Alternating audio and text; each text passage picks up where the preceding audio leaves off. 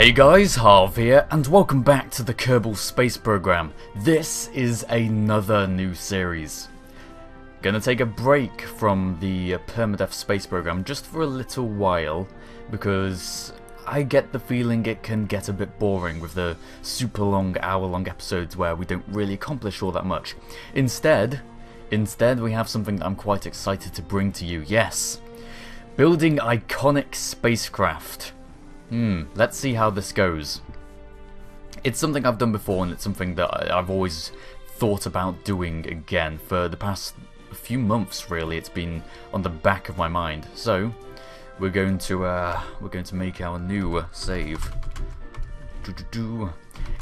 Just a bit of trivia. It actually says player name right there for those of you that can't read like me. Player name, Iconic Spacecraft. Okay, so the first episode today, in which I build Iconic Spacecraft, is Thunderbird 3. And there's a reason for this, because Thunderbird 3 is probably the first spacecraft I ever really saw and understood from obviously the old Thunderbirds. And it is a pretty decent rocket, and it's one I think we can definitely build or attempt to build. So this show is going to be primarily recreation or recreation of the ship over making functional craft. But I think some of the designs we should definitely try to make them functional, and we'll see how we go. So we have the image of Thunderbird 3 and we're ready to get on. What's my plan, Harvey? What is my plan? I'm thinking we either go for the Mark 1 cockpit, because it is pointed like the nose cone is, and because that's the problem with KSP, the nose cones aren't pointed like that. I think that's what we're going to do. We're going to go for the Mark 1 cockpit, and we're going to have the standard 1 meter diameter parts up until the nacelle, because that feathered thing looks like, where is it? Let me show you. It looks like this. That's not a nacelle, that's a nacelle. This is just a radial engine body. Well, at any rate, it looks similar with all the flaps, so I think that's what we're going to use for that. Later. We're going to want some advanced SAS, just because, of course, the colour is going to be the main problem. I don't think we're going to be able to get around that.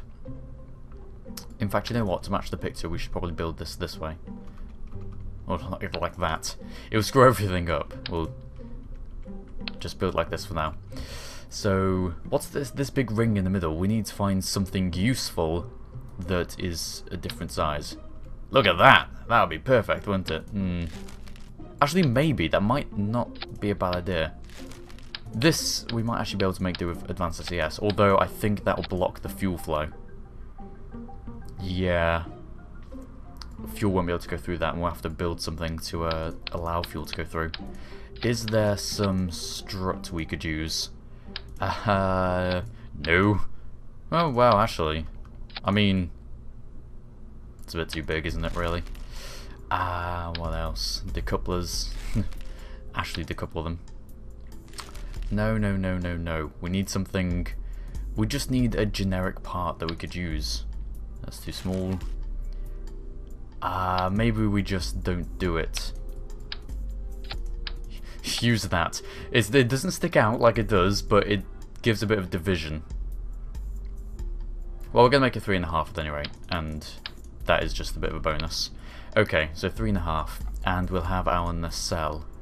I'm hoping this is going to be recognisable. That it is actually slightly wider at the base. Yeah, we'll have it like that. Okay. And now comes in this part, which will, yes, and there is a bit of a dip in there. Okay, this is going well. And we'll have one of those with a big 3 on the side that we can't actually put in unless I do some parts editing.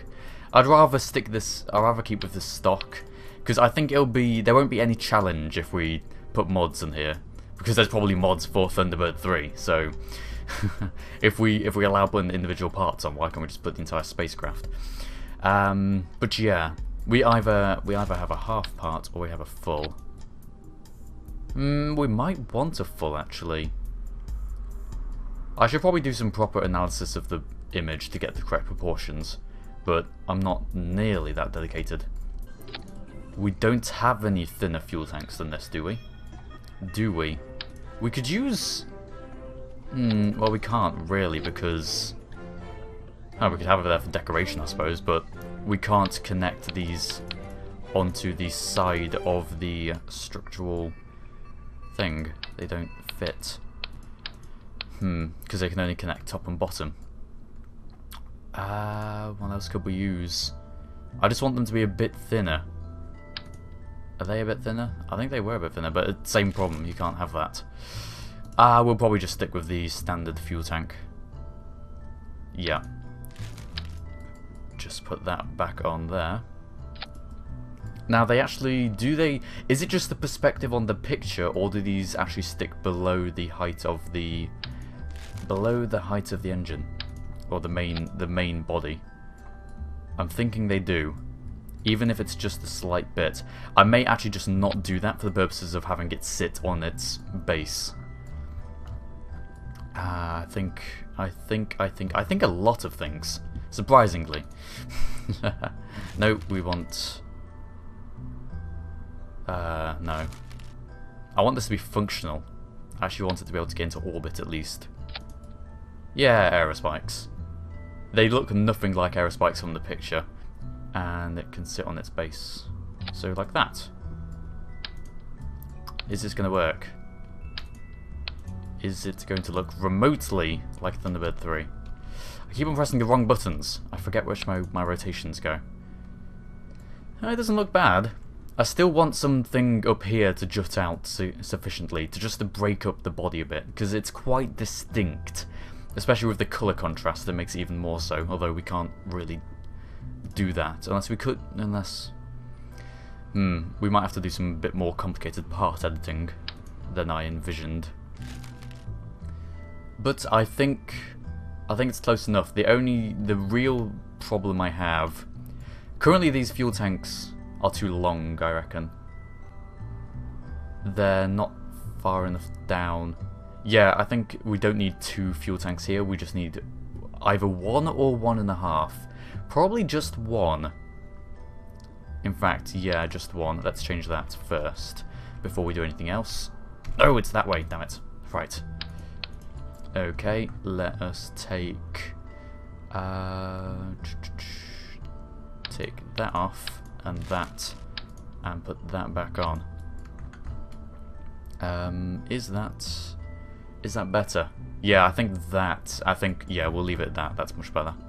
Okay, and I actually want to rotate these so that they are even. This way. About there.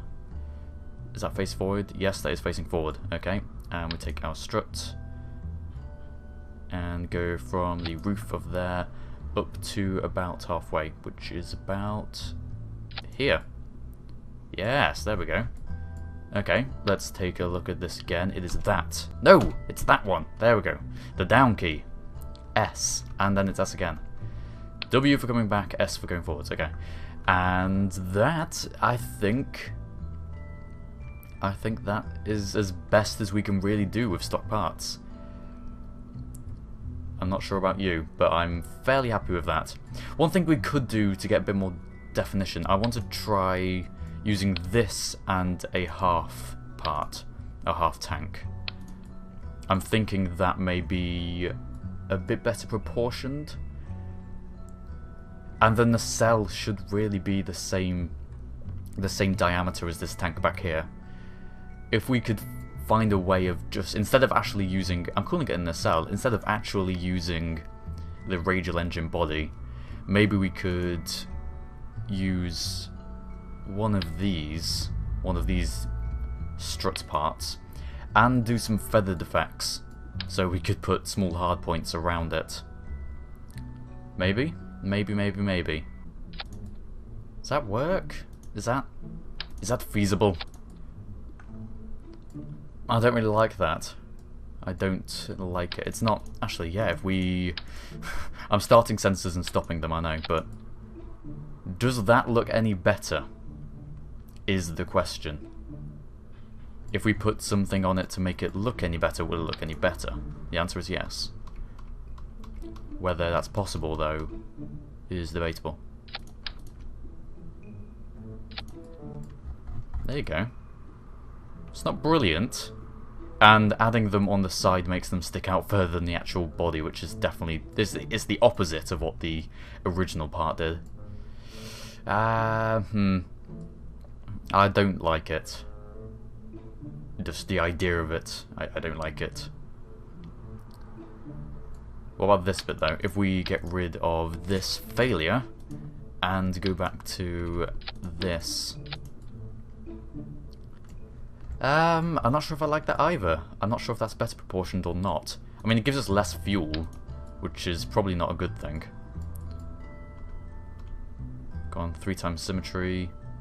Push it up. It also means that we can't have it sit on its base because these arrow spikes are too... Yeah, that is not nearly long enough. Okay, I think we're going to go back to the Mark 1. Let's just load up our Mark 1 again. There we go.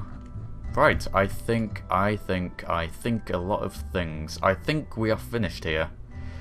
Unless we can... going back to this. Excuse me. Unless we can do something with this again. But what? But what indeed? Why is there an empty part here? Rockamax Jumbo. What is this? Oh, this is the orange tank. What has gone on with the parts here? This is the first bug I've had in the editor. No, I've had loads of bugs in the editor. This is the first part menu bug. And I'm gonna have to report that to the team. That is really weird. I'll have to have a look at this in editing and see what caused that. Interesting. Luckily we're not using that part. Or should we? No, we're not using it. We just want something to give a bit of a break in the body, in the formation.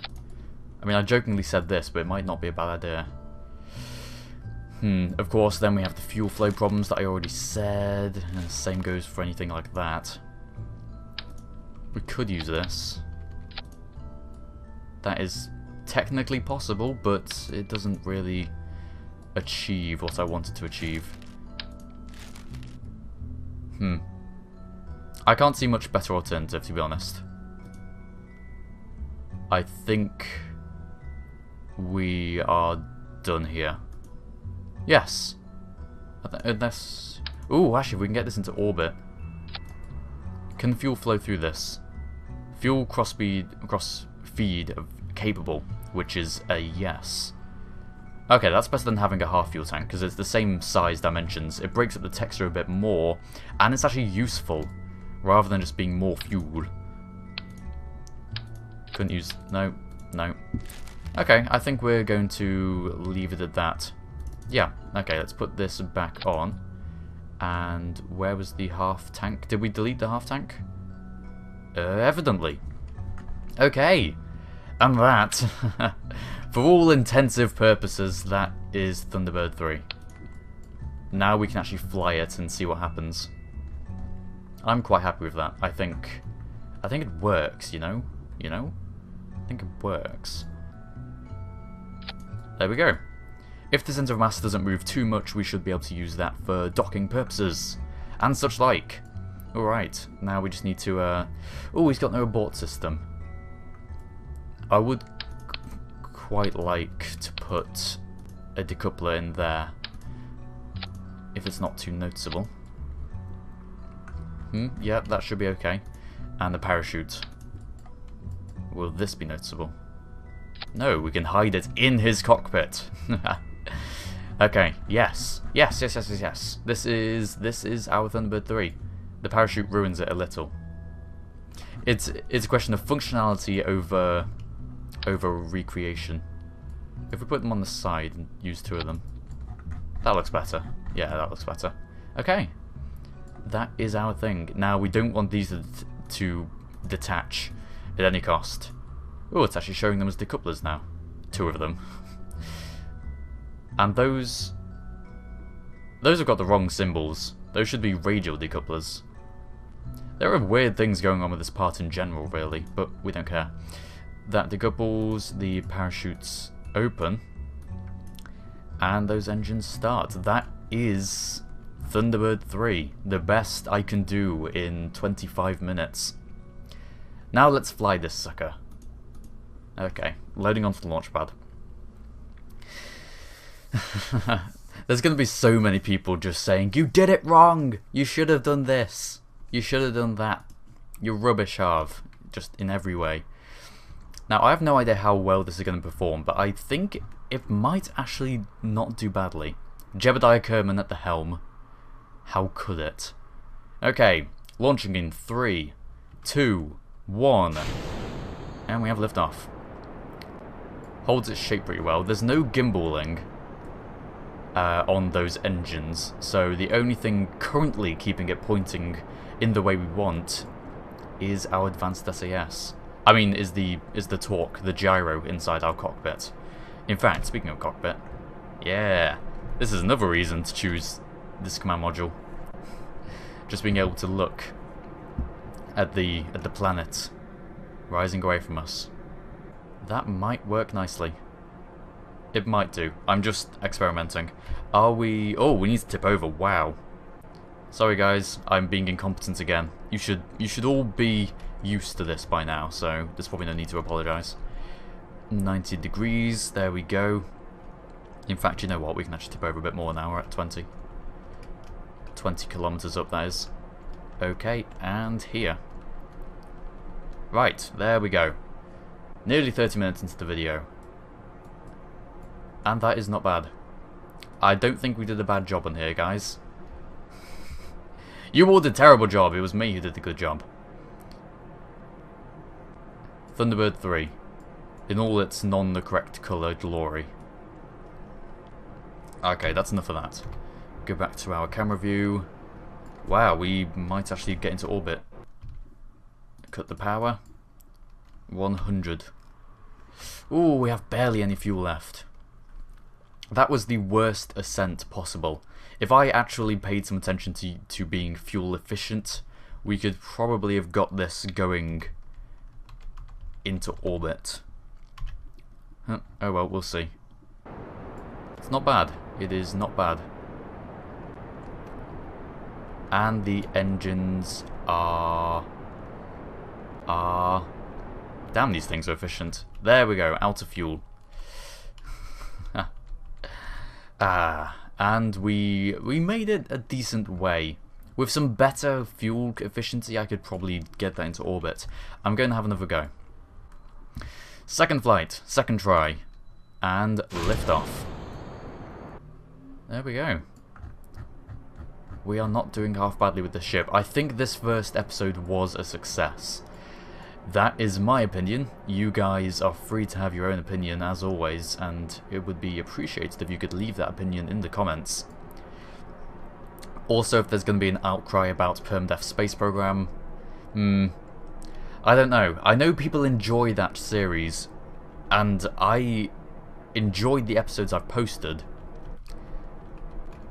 However, there have been times when I've just felt not inclined to do more of it, because Easter eggs are pretty hard to find. If I know exactly where the Easter egg is, as I have for the previous ones, it's pretty easy to go to. Because building the ships isn't the problem, it's actually just finding the Easter eggs. I've been trying to get some variety by planning a course to Juna or to a different planet. I know exactly where one is on Val, but that seems like a bit of a jump from only doing in-atmosphere flights to doing, you know, edge of the solar system flights in terms of riskiness for our pilot. We'll see. We'll see where I want to go with that series. It may end up just being the same thing but edited, because although you guys won't have proof, so-called proof of me not cheating, you may just have to take my word for it. I think trying to prove that I'm not cheating sacrifices the entertainment a little. Of course, I don't know. I don't watch my videos regularly. I watch them once in editing and once whilst I'm reading people's comments within the first few hours. And that's really all there is to it. Okay, I think we're pitched over enough for now. We can throttle up to max now. And our apoapsis... I've done this even worse, haven't I? Tipped over too early in an attempt to try and be more efficient. Oh, maybe not. Trying to get this as slow as possible. 61, 62, 63, 64, 5. We'll go for 70. Okay, 70 kilometer upper axis. Yeah, this thing is not getting into orbit. If I made a leaner version, it probably would. But that is not going to happen in this video. Stripped down the RCS, took out the docking port and the radial engine. And I think this would be a single stage to orbit capable ship. But that is not going to happen today, so let us time accelerate, physics warp, and get up to our upper axis. And that is the end of the video. Thank you very much for watching this first episode of Iconic Spacecraft. If that is what I'm going to call the series, I may think of a better name between now and upload. 10 seconds away, and we can burn. See how far we can get. Yes. Thank you very much for watching the episode, guys. If you liked the video, please do like the video. If you want to become a YouTube partner, there is a referral link in the description. And we nearly made it into orbit. And I shall see you guys next time.